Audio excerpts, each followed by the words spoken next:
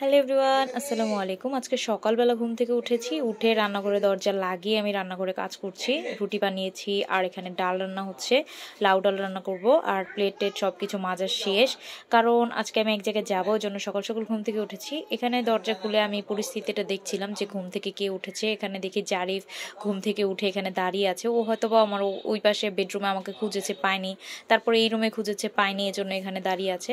আর ওইদিকে জাবের জোয়ারের বাবার সাথে ঘুমিয়েছে আজকে, আর আমি জারিফকে নিয়ে অন্য রুমে ঘুমিয়েছিলাম, কারণ গরম অতিরিক্ত বেশি যখন পড়ে তখন আমরা আলাদাই ঘুমাই। এখানে ডাল রান্না শেষ হলে আমি ডালে তেলানি দিয়ে দিচ্ছি। আর যেহেতু লাউ ডাল রান্না করছি, লাউ ডাল বা আম ডাল রান্না করলে আমি এইখানে 5 ফোড়ন দিই। ওইদিকে ব্যাকগ্রাউন্ড মিউজিক হিসেবে জাবের কিন্তু অনেক বেশি বকর বকর করছে, ভালো আছি, ভালো আছো পাখি ময়না, এরকম করছে। যাই হোক, এই যে দেখুন আমি ডালটা রান্না করার পর এখানে রসুনটা একদম যখন লাল হয়ে আসবে তখন একটু পাঁচফোড়ন দিয়ে দিলাম। এই পাঁচফোড়নটা হচ্ছে রেডিমেড, আমার আম্মু এই পাঁচফোড়নটাকে একদম পুরোপুরি করে রেডি করে বেটে রাখে। আমরা আম দিয়ে খাই বা কাঁচা পেয়ারা দিয়ে খাই। তো পাঁচফোড়ন দেওয়ার পর খুব সুন্দর একটা স্মেল হচ্ছে। তারপরে এই যে লাউ ডালটা ঢেলে দিলাম। আর সবসময় আমি তেলানি দেওয়ার সময় ডাল একটুখানি কড়াইতে ঢেলে দিই। কড়াইয়ের তেলানিটা আমি ডালে ঢালি না, তাহলে ডালটা আর কি অনেক বেশি মজা হয়। তো এই তো আমার ডাল রান্না শেষ, এখন ডালটাকে নামিয়ে নিলাম। বাকি রান্নাগুলো আমি একটু পরে রান্না করব, কারণ জারিফ আর জাবের হলুদ মরিচের গুঁড়ো মেখে একদম ভরে ফেলেছে। ওদেরকে এখন গোসল করিয়ে দিব। তো ওদেরকে গোসল করানোর জন্য আমি বললাম যে চলো চলো গোসল করবা। আর ওরা এখানে ফ্লোরের ভিতরে গড়াগড়ি খাচ্ছিল। আর জাবের গোসলের কথা শুনেই ওর হাতে একটা পটল ছিল, সেটা আমাকে দিয়ে এখন সে সোজা গোসলখানায় ঢুকে যাবে। তো ওদেরকে গোসল করিয়ে আমি সুন্দর করে মুছে টুছে ওদেরকে জামা পরিয়ে আমি এখানে চলে আসলাম বাকি রান্নাগুলো রান্না করতে। এখানে জারিফ আর জাবেরের জন্য আমি তরকারি রান্না করছি। এখানে ধুন্দল, চিচিঙ্গা, একটু মিষ্টি কুমড়া দিয়েছি, আর রুই মাছ দিয়েছি। রুই মাছের তরকারি রান্না করছিলাম। আর বাকি ছিল আমাদের তরকারি।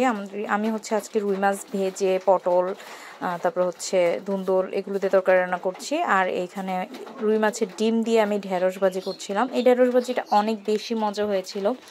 আমার আম্মু কি করতো, শিং মাছের ডিম দিয়ে অথবা ইলিশ মাছের ডিম দিয়ে করলা রান্না করতো, কি যে স্বাদ লাগতো, মানে এখনো মুখে লেগে আছে আর কি, এরকম অবস্থা। তো এই তো ঢেঁড়স ভাজিটা আমার হয়ে গেছে। এখন ঢেঁড়স ভাজিটাকে একদম ভাজা ভাজা করে নিয়েছি, নামিয়ে নিলাম। এখন আমরা সবাই রেডি হয়ে গেছি। আর রুই মাছের তরকারিটা দেখানো হয় না ভিডিওতে। এখন পার্সেলগুলো রেডি করে নিলাম, কারণ কোথাও যাওয়ার আগে সবসময় আমার পার্সেলটাকে রেডি করে রেখে যেতে হয়, কারণ কাস্টমার সবসময় আমার সেরেলাকের আশায় থাকে কখন পাঠাবো। আর আমি যদি একদিন মিস দিই তাহলে তাদের পৌঁছানো দেরি হয়ে যাবে। আর যেহেতু এটা বাচ্চাদের খাবার, অনেকে আছে যে আপু সেরেলাক শেষ, তাড়াতাড়ি করে পাঠিয়ে দেন। ঢাকার ভিতরে হলে একদিনের ভিতরে ডেলিভারি হয়ে যায়, যেমন আজকে আমি পার্সেল দিলাম, কালকে ওরা পেয়ে যাবে। তো আজকে মোট 2.5 কেজি সেরেলাকের অর্ডার ছিল। তো জারিফ আর জাবেরকে কিন্তু আমি আগেই রেডি করে দিয়েছি।